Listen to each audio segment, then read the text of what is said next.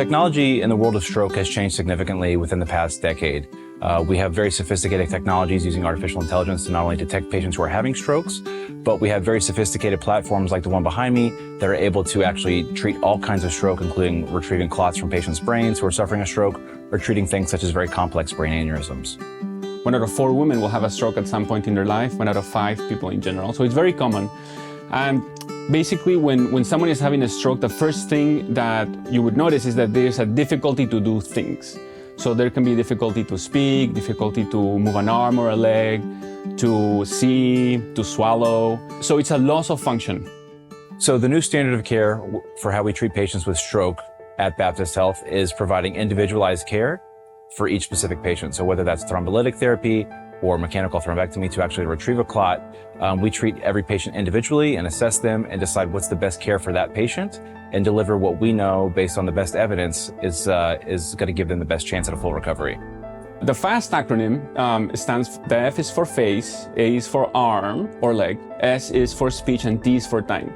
So if anyone has any difficulties with face movement or arm or leg weakness, or their speech sounds slurred, or they can't understand what you're saying, then the T is for time, because you really have to call 911 and get to the closest stroke-capable center, because there are some therapies that can be administered to prevent damage from the stroke. We have a fantastic stroke team. We actually have a unique role where we have stroke clinicians who are specially trained nurses available 24/7 at our hospital. They meet the patients who are having strokes at the door, and they facilitate their entire care from arrival till eventually where they get to where they're supposed to be and receive the treatment they're supposed to receive.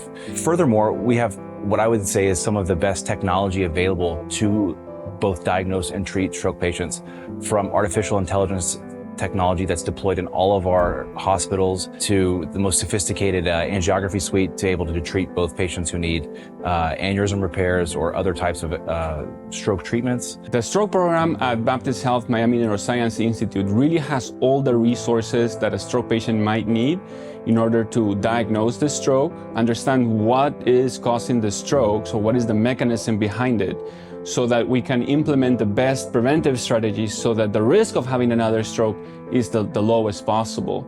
Also, we have all the tools to be able to treat that stroke so that we can try to prevent brain damage happening in the first place from that event.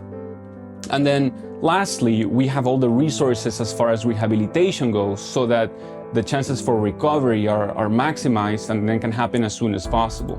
Seeking care immediately is of vital importance. If you're having a stroke, or if a friend or a loved one is having a stroke, at our hospital, we are in close communication with our EMS colleagues, and they are often calling us from the field. When they identify patients who they think are having a stroke, they can provide us that patient's information, and we're often able to meet them at the hospital and shave up to half an hour off the time that patient would need to receive thrombolytic therapy, or that they would need to receive some sort of thrombectomy or clot retrieval procedure from the brain.